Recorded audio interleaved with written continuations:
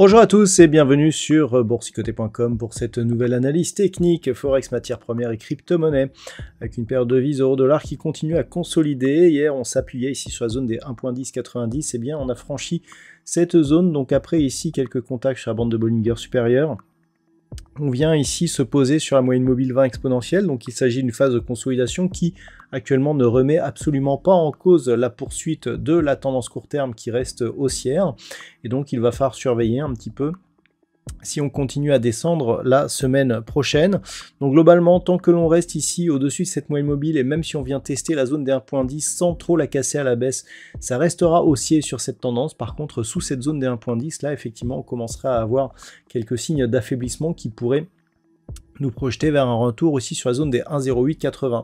Donc tant que l'on est au-dessus de ces zones, eh bien, on peut largement revenir au-dessus des 1,1090 pour confirmer le fond de tendance et venir tester ici cette zone de résistance qui se situe à 1.1240. Donc pour l'instant, phase de consolidation, mais au sein d'une tendance qui reste haussière sur la paire de devises euro-dollar.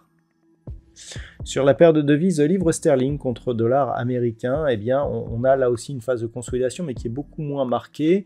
C'est-à-dire qu'on n'est même pas sur la moyenne mobile 20 exponentielle. Ici, on revient s'appuyer sur une ancienne zone de résistance des 1.3140, zone qui était d'ailleurs le point haut ici que nous avions au mois de juillet l'année dernière. On avait cassé cette zone de point haut pour venir quasiment tester ici la zone des 1.3250, qui était le prochain objectif.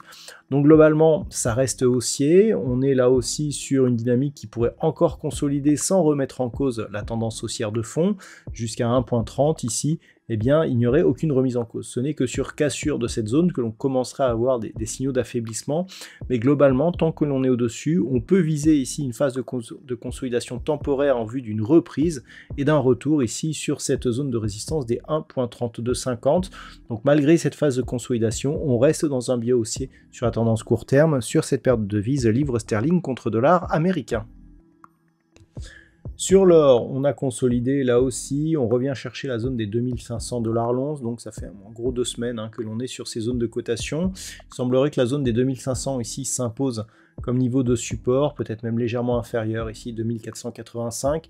Globalement, et quoi qu'il en soit, on reste dans une tendance haussière, largement au-dessus des moyennes mobiles 20 exponentielles, après ici un contact sur la bande de Bollinger supérieure. Ça fait très longtemps qu'on n'a plus de contact avec la bolle inférieure, donc globalement ça reste haussier. On est sur des niveaux records, donc pour l'instant pas assez de dynamique pour venir inscrire de nouveau plus haut, mais globalement, tant que l'on est ici au-dessus de cette zone proche des 2475 $ l'once, eh bien, on peut dire que l'on reste dans une tendance haussière potentiellement dynamique. Ce n'est que sur rupture ici de cette zone des 2418 $ l'once que l'on commencerait à avoir des signes d'affaiblissement. Donc pour l'instant, ça reste haussier et potentiellement puissant sur le métal jaune. Sur le WTI, par contre, ça reste toujours aussi difficile de définir un biais directionnel dominant. On revient ici sur la zone des 74 $ le baril. Pas de tendance depuis maintenant quelques semaines, on le voit, on a un range large en moyen terme entre 82 ici et 70 $ le baril, une zone médiane proche des 74, on est entre 74 et 73 grossièrement, donc pas de tendance, je dirais même d'un point de vue court terme ici, on voit qu'on alterne ici, on n'a même plus de contact avec les bols, on monte un petit peu au-dessus des moyennes, puis on redescend, c'est légèrement baissier, mais on n'a pas eu de nouveau plus bas depuis cette attaque ici du début du mois d'août, donc globalement c'est neutre sur ce WTI, il faudrait casser soit 80 $ à la hausse, soit 71 pour commencer à définir un début de directionnel, mais pour l'instant c'est neutre sur donc le brut léger américain. Et enfin au niveau du Bitcoin, c'est un petit peu la même chose, c'est-à-dire que l'on reste ici sur une évolution qui est totalement neutralisée. On avait eu cette attaque ici le 5 août, donc de la zone des 57 000 $ pour un Bitcoin. On est revenu au-delà de cette zone depuis, donc ça reste neutre, comme depuis que l'on a testé ce nouveau record ici au mois de mars. On oscille grossièrement entre allez, 74 000 ici, donc la zone de record, et 57 000. Alors certes, c'est assez large, hein, puisque ça représente quand même eh bien, une certaine volatilité, mais c'est de la crypto-monnaie. On a très peu de tendances. Globalement, on peut penser que le fait d'avoir eu cette forte hausse ici et cette absence de consolidation nous indique que d'un point de vue moyen terme, eh bien, ça reste haussier sur cette crypto. Mais pour l'instant, eh bien, en tout cas, on ne voit pas de signal qui pourrait nous amener à une reprise d'une tendance directionnelle forte.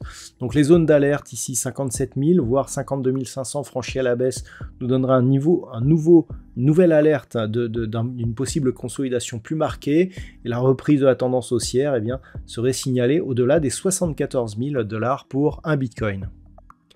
Voilà donc ce que l'on peut dire sur l'analyse technique de ces principaux actifs de marché. Je vous souhaite de passer un très bon week-end. On se retrouve dès la semaine prochaine pour d'autres analyses techniques, toujours sur le site boursicoté.com.